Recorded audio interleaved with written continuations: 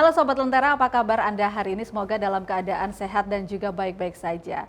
Di era digital atau 4.0 saat ini, seluruh pemerintah provinsi di Indonesia ini berlomba-lomba untuk menciptakan sistem yang baik dan juga sistem pemerintahan berbasis elektronik atau juga menciptakan pelayanan secara aplikasi begitu. Nah, untuk itu kita akan membahasnya dengan Kepala Dinas Kominfo Jawa Timur, Bapak Udiono. Assalamualaikum Pak Udiono, apa kabar? Waalaikumsalam Sehat, Pak? warahmatullahi wabarakatuh. Alhamdulillah baik-baik. Alhamdulillah baik-baik, Sehat, sehat. bugar, gembira dan luar biasa. Iya, harus Pak ya itu ya Pak Iya, ya. di masa pandemi Covid ini ya Mbak ya. Betul sekali Iya. Pak. Jadi kalau pandemi Covid ini kita harus ceria, harus happy, begitu ya Pak? Iya betul Udiono betul. ya. Ya. Supaya virusnya takut Mbak ya. Virusnya nggak hanya takut Pak, tapi pergi. Iya iya. Iya, Pak Udi, kalau kita ketahui bahwa dalam perkembangan sekarang ini pelayanan, sistem pelayanan di Provinsi Jawa Timur, ini salah satunya Dinas Komunikasi dan Informatika Jawa Timur, ini juga menerapkan sistem pemerintahan berbasis elektronik. Mungkin bisa dijelaskan sedikit Pak, apa itu SPBE? Iya ya, saya feedback kembali kepada kebijakan Ibu Gubernur ya Mbak. Begitu Ibu Gubernur dilantik pada tahun 2019, beliau langsung harus ada reformasi birokrasi. Jadi reformasi birokrasi itu ada 3 syarat yang harus dipenuhi. Pertama, regulasinya harus kuat, kemudian teknologinya harus kuat juga, kemudian SDM-nya harus kuat. Nah, ini 3 ini yang dipersiapkan oleh pemerintah Provinsi Jawa Timur atas arahan Ibu Gubernur. Itu kita harus menerapkan SPBE, ya, sistem pemerintahan berbasis elektronik, atau lebih kita kenal e-government. Karena itu salah satu upaya, salah satu strategi untuk menciptakan pemerintahan yang baik, ya, pemerintahan yang transparan, pemerintahan yang bersih dan sebagainya. Itu salah satu prasyarat jadi reformasi birokrasi. Kemudian pertama Ibu Gubernur langsung memerintahkan kepada seluruh jajarannya apa itu yang berkait dengan regulasi. Jadi regulasi itu ada pergub tentang sistem pemerintahan berbasis elektronik. SPBE ini ya Pak ya? Ya, diawali juga itu dari peraturan menteri, yang peraturan menteri pada tahun 2017 tentang SPBE. Kemudian Ibu Gubernur juga sudah membuat kontennya, menguatkan kontennya itu dengan satu data, yang dimana ada pergubnya juga nomor 88 tentang bagaimana kita bisa memberikan percepatan data dan informasi melalui satu data Indonesia, satu data di Jawa Timur. Nah, SPBE sendiri ini dalam progresnya dari hasil evaluasi Kementerian Pusat, kategori Jawa Timur termasuk baik, Mbak. Oke. Jadi baik itu artinya bagaimana dalam menyiapkan e-government, sistem pemerintahan berbasis elektronik itu mulai dari proses perencanaan, persiapan, itu regulasi-regulasinya, itu kita sudah kuat betul regulasinya. Kemudian organisasi yang menangani, kemudian SOP-nya, dan kemudian sistem pelaporannya. Nah, ini harapan Ibu Gubernur, kalau bisa kita masih kategori sangat baik. Sangat baik itu dalam artian real time, kecepatan informasi kita faktual bisa dimanfaatkan oleh masyarakat. Nah, dalam rangka itu Ibu Gubernur juga mendorong agar SPBE ini bisa sampai ke tingkat desa, maka ada penguatan literasi digital, kemudian ada penguatan desa digital, kemudian penguatan konten aplikasi, di mana aplikasi itu memberikan kemudahan administrasi, kemudahan pelayanan informasi. Nah, kita setelah Ibu Gubernur mengeluarkan pergub itu, kita sudah punya dashboard data. Dashboard data itu artinya bahwa seluruh data, baik data itu yang dari BPS, kemudian dari data OPD, itu sudah ada tempatnya. Okay.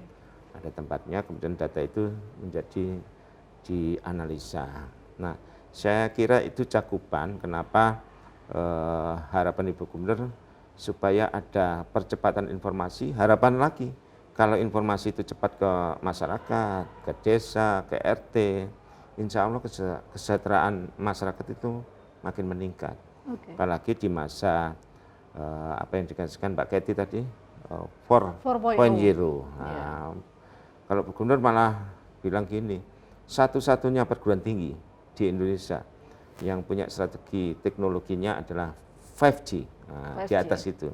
Nah, ini menandakan bahwa optimis Ibu Gubernur untuk menciptakan e-government bagian dari salah satu reformasi birokrasi ini mudah-mudahan berjalan dengan baik. Oke, kira-kira Pak untuk penerapannya sendiri ini sudah mulai kapan? Iya, penerapannya kalau kita melihat aplikasi ya Mbak ya, aplikasi yang ada di Jawa Timur kurang lebih 340 Mbak. Jadi 340 yang ada sekarang itu berbagai macam aplikasi Dinas Pertanian untuk memberikan informasi, data dan informasi membuat aplikasi. Kemudian Dinas Olahraga, kemudian Dinas Pendidikan, kemudian Dinas Koperasi dan dinas-dinas lain. Kalau 340 kita ada 2 dinas ya, ada 58 dinas. Artinya ya sekitar kurang lebih 1 dinas sudah bisa menciptakan rata-rata 5 aplikasi. Dan aplikasi ini semata-mata adalah memberikan kemudahan untuk memberikan pelayanan administrasi dan percepatan untuk pelayanan program. Nah ini saya kira Jawa Timur sudah lebih unggul dalam inovasi dan kreativitas dalam memberikan informasi. Gitu. Oke, kalau tadi sudah dijelaskan sama Pak Udiono bahwa Dinas Pertanian juga sudah mulai melakukan sendiri. Nah selain Dinas Pertanian sendiri, sistem pemerintahan mana saja yang sudah menjalankan ini? Tapi jangan dijawab dulu Pak. Usai jeda kita akan kembali lagi. Tetaplah bersama kami di Lentera Talk.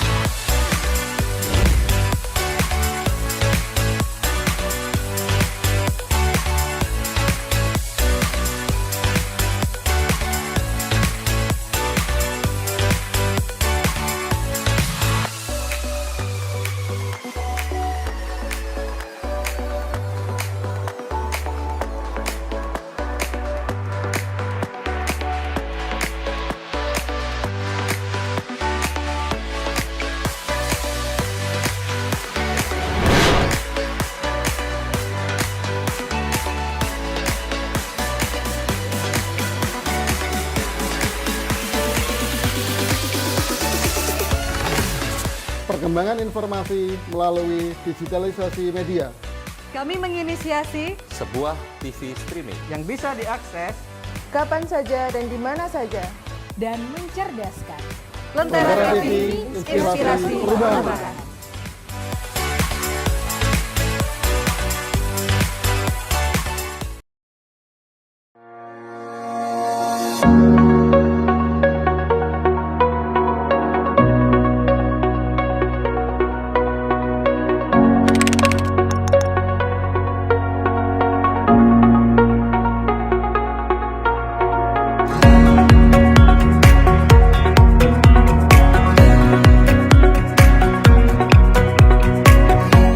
Selamat pagi Mas, Mbak. Selamat datang di BPD Provinsi Jawa Timur. Silakan duduk Bapak. Terima kasih. Ya. Saya Ria Bapak. Saya Andi Bapak. Saya Cak Toro, Mbak Ria, Mas Andi. Bagaimana Pak? Ada yang bisa kami bantu? Ya, saya itu kan sebagai ketua RT.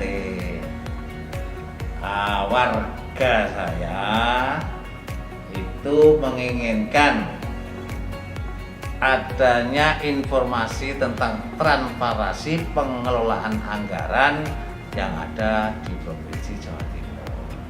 Kira-kira gimana Mbak Ria, Mas Andi? Ya, baik Bapak.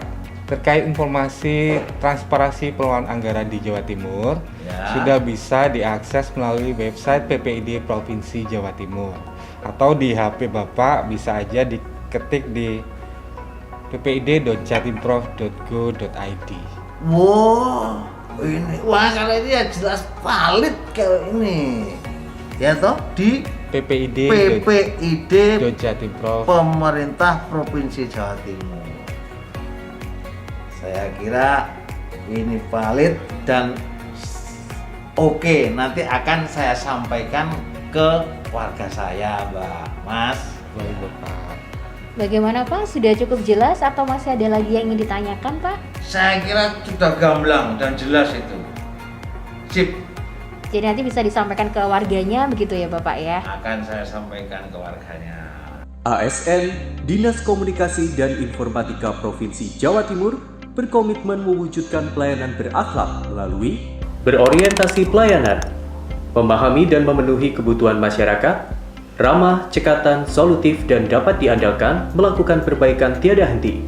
Akuntabel, melaksanakan tugas dengan jujur, bertanggung jawab, cermat, disiplin, dan berintegritas tinggi.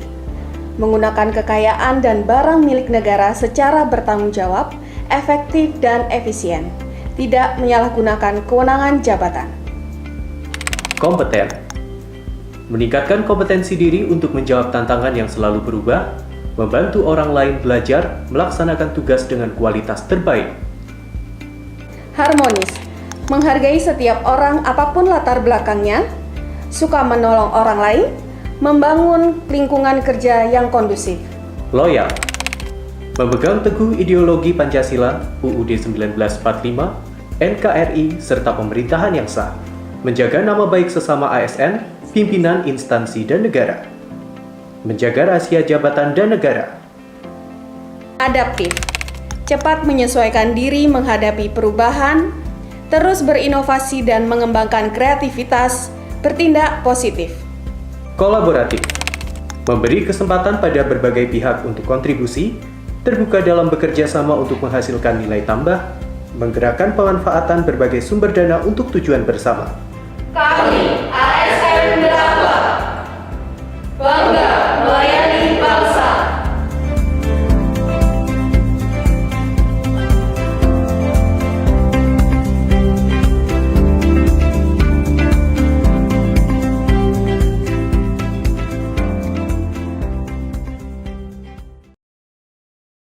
Kembali bersama kami di Lentera Talk dan kita masih membahas tentang SPBE di Provinsi Jawa Timur dan masih bersama dengan Kepala Dinas Kominfo Jawa Timur, Bapak Hudiono. Ya Pak Hudi, tadi juga dijelaskan bagaimana sih sebenarnya apa sih itu SPBE dan apa saja yang sudah dijalankan. Tadi juga sempat dijelaskan, disinggung bahwa Dinas Pertanian ini sudah mulai menggunakan. Iya. Nah, selain Dinas Pertanian sendiri, sistem pemerintah mana saja, OPD mana saja yang sudah mulai melakukan SPB ini? Apakah seluruh OPD atau hanya beberapa OPD tertentu saja yang berkaitan dengan pelayanan masyarakat? Saya kira secara kuantitatif ya, Jawa Timur itu paling banyak menggunakan aplikasi. Ini pertanda bahwa inovasi, kreativitas sudah luar biasa untuk memberikan pelayanan. Dan ini perlu diketahui bagaimana strategi Jawa Timur kok sampai bisa membuat aplikasi pelayanan semacam itu. Nanti mungkin kita bisa memberikan strategi untuk mengoptimalkan organisasi ini ya. Iya. Memang di OPD kita kan hampir kurang lebih 58 ya, 58 ditambah UPT lebih lah gitu. Kalau kita aplikasinya 348, satu OPD rata-rata 5 ya, rata-rata 5. Hampir semua OPD sudah menerapkan itu. Dan harapan Ibu Gubernur, aplikasi-aplikasi seperti ini kan perlu pengamanan. Aplikasi seperti ini kan perlu tata kelola yang baik supaya aplikasi ini bisa bertahan lama, tidak 1 tahun terus kemudian ditinggal oleh yang buat terus nggak jalan. Nah, Ibu Gubernur juga melalui Dinas Kominfo sudah memberikan penguatan. Di Dinas Kominfo itu Mbak ya, itu ada 10 programmer Pak. Harapannya Ibu Gubernur paket aplikasi itu dibuat oleh kawan-kawan dari OPD itu, karena Oleh karena itu Ibu Gubernur dalam rangka ini bersama menugaskan Pak Wagub untuk memberikan wadah tempat namanya Millennial Job Center. Ini supaya teman-teman muda ini juga bisa berkreasi begitu ya Pak? Iya, supaya karena di Millennial Job Center itu ada kreator, artinya ada talenta. Ya. Talenta di Jawa Timur. Kemarin Pak Wagub menghitung kalau nggak salah 1.548 Pak talenta di Jawa Timur. Luar biasa. Ya, luar biasa. Juga. Jadi bonus demografi dan pemerintah memberi tempat. Setelah talenta itu ngumpulnya itu kalau misalnya mau Pacitan di mana? Bisa di Bakorwil Madiun. Jember di mana? Bakorwil Jember. Diberikan tempat. Tempatnya ya seperti ini, Mak. Nah, tapi penuh teknologi. Seperti Dinas Kominfo juga gitu. Juga memberi tempat. Maka kalau ada orang talenta mau mengembangkan teknologinya, call center aja ke Dinas Kominfo 1.500.117. Pak, saya mau belajar YouTuber. Saya mau belajar bagaimana content menjadi creator. seorang content creator Iya, begitu. ada di Dinas Kominfo ini, Mbak. Jangan lupa teleponnya 1.500.117. Nanti di sini didampingi oleh tentor. Nah, tadi ya ada talenta, ada tentor. Kemudian ada tentor, ada keberlanjutan program. Kalau anak ini pinter di YouTuber nanti diarahkan. Oh, Anda bisa menghubungi ini, Anda bisa bekerja di sini, Anda. Jadi bisa teman-teman muda ini juga menghubungi 1.500.117. Iya. Begitu untuk yang mau bergabung begitu ya Pak? Yang mau bergabung, kalau kondisinya di Surabaya. Oke, kalau yang di Surabaya. Kalau mau di Pacitan bisa di Bakorwil Madiun. Oke. Iya, ada 7 Bakorwil itu. Jadi Mbak. ada beberapa memang lokasi yang sudah ditempatkan oleh Provinsi iya. Jawa Timur Iya. sendiri. Nah, reaksi tentang sistem ini sendiri seperti apa Pak reaksinya? Apakah memang masyarakat sendiri dan juga para OPD ini juga antusias begitu? Ya, saya kira kalau reaksinya ya sangat antusias karena memang anak-anak muda ini ya perlu tata kelola sendiri. Jangan tata kelola anak muda dipakai dengan tata kelola yang generasi X misalnya atau baby boomer seperti saya itu ya. Ya enggak bisa, generasinya harus menyesuaikan kontennya, ya, generasi Z ya. Harus menyesuaikan dan ini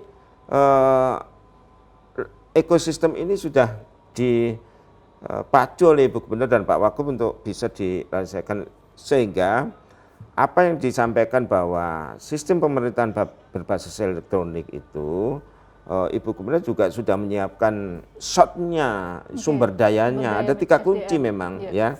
Sumber daya itu penting, kemudian sistem itu penting, kemudian jaringan itu penting. Nah, bicara jaringan, Jawa Timur itu terbesar. Se-Indonesia loh Mbak, terbesar. Memang muspro kalau nggak dimanfaatkan.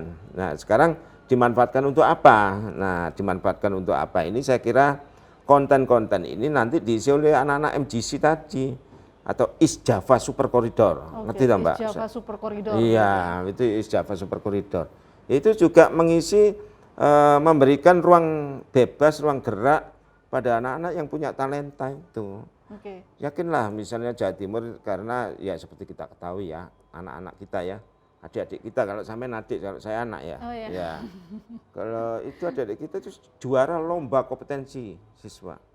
Juara O2SN, juara OSN, Olimpiade Sains Nasional itu ya nggak kalah. Jawa Timur paling terbaik se-Indonesia dan ini merupakan talenta.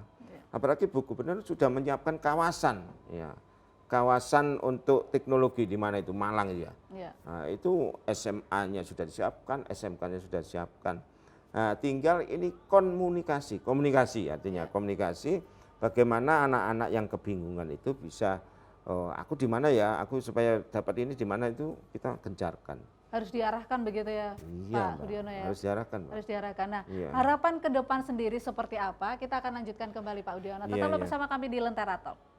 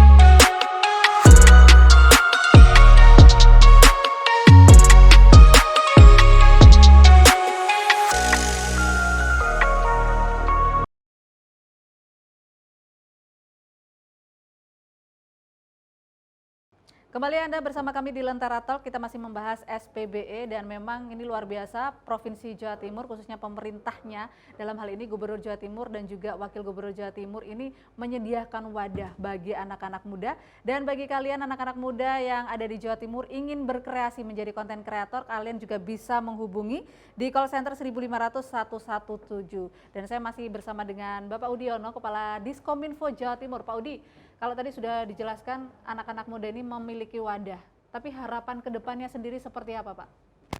Ya, ke depan teknologi tetap menjadi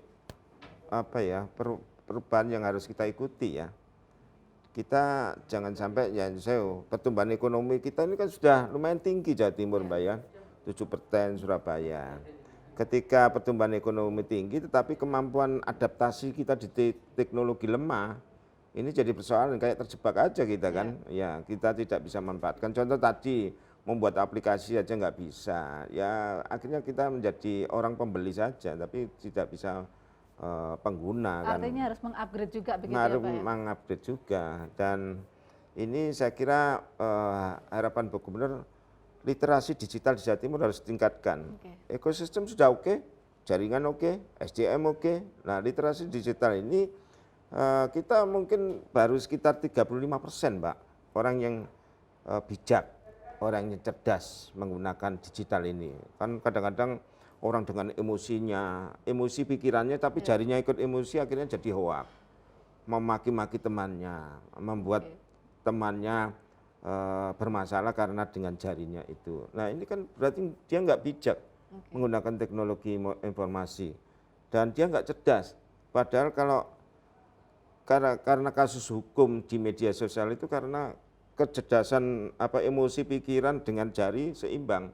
Nah, akhirnya keluarlah cacian makian kepada teman dan kalau sudah nggak terima bisa dihukum, ya kan? Ini yang saya kira hal-hal yang perlu diedukasi kepada Bu Gubernur memerintahkan kepada kita segera bentuk tim karena berita hoax itu berita yang salah menyamar benar. Itu ya kami data ya di Dinas Kominfo itu rata-rata sehari 4 Mbak. Sehari 4 setelah kita tracking dengan alat itu yang ternyata yang benar 3. Dan 3 itu kalau 1 tahun sudah berapa? 1.200. Dan ini menjadi persoalan ketika teknologi sudah jalan, kemudian literasi digital tidak dipahami betul oleh masyarakat, ini jadi problem juga. Oleh karena itu Ibu Gubernur mintakan supaya ada organisasi yang menangani. Saya selaku Kepala Dinas Informasi diberi tugas oleh Ibu Gubernur untuk koordinasi dengan Forkopimda, dengan Polda, dengan Kodam, dengan Angkatan Laut, dengan Angkatan Udara, semuanya termasuk tokoh masyarakat dan kemudian dengan media cyber, dengan media dan sebagainya untuk memformulasikan membentuk organisasi yang menangani yang kebetulan kemarin ada usulan yaitu komite informasi. Sehingga salah satu tugasnya adalah untuk antisipasi berita hoax. Antisipasi itu berarti bisa edukasi sebelum mereka tidak paham dengan berita hoax, kita edukasi, kemudian SOP-nya kita terapkan dan kemudian adalah kita ada orang yang bertanggung jawab ketika berita itu hoax benar dan tidaknya. Dan itu yang diupayakan oleh Ibu Gubernur segera dibentuk dan didukung Pak Kapolda, Pak Kodam juga segera itu harus jadi itu supaya masyarakat tidak terbingungan. Iya, tidak termakan oleh hoax begitu ya Pak. Termakan oleh hoax dan ada yang nangani. Nah, itu. Iya, Pak, pesan kepada masyarakat khususnya anak-anak muda yang mereka ingin bergabung memiliki talenta tapi mereka masih bingung apa yang harus mereka lakukan. Iya, kebingungan itu perlu ditata kelola maksudnya. Jadi kalau enggak bingung mungkin pasif, bahaya ini kalau pasif. Anak bingung tetapi kita menyediakan tempat untuk menginformasikan pada mereka. Ya, Bu Gubernur sudah melebarkan pelayanan ada di Bakorwil, bahkan pemerintah kabupaten, Dinas Kominfo itu juga sudah dikoordinasikan dengan Bu Gubernur untuk targetnya adalah literasi digital sampai pada tingkat desa, masif dan RT. Kemudian yang tidak kalah pentingnya supaya konten-konten ini bisa cepat masuk harus ada desa digital. Ya. Sehingga blank spot Jawa Timur termasuk paling tinggi. Blank spotnya Pak ya? Bukan blank spotnya. Ya walaupun kurang lebih ada 340 daerah blank spot, itu masih tinggi dibandingkan provinsi lain. Ya ini nanti PR kita lah, PR bersama, kata Gubernur sudah koordinasikan dengan berbagai pihak untuk bisa melengkapi secara kuantitas dan kualitas terhadap pelayanan desa digital itu. Baik. Dan kita berharap Pak Udiono, sistem pemerintahan berbasis elektronik ini tidak hanya berhenti sampai di sini saja, tapi ini terus berkembang sehingga pemerintah Provinsi Jawa Timur ini bisa menjadi percontohan bagi provinsi lainnya. Terima kasih Pak Udiono sudah bersama kami di Lentera Talk. Sama-sama Mbak. Saya Catherine Naisen pamit undur diri. Terima kasih atas kebersamaan Anda. Selamat siang, sampai jumpa.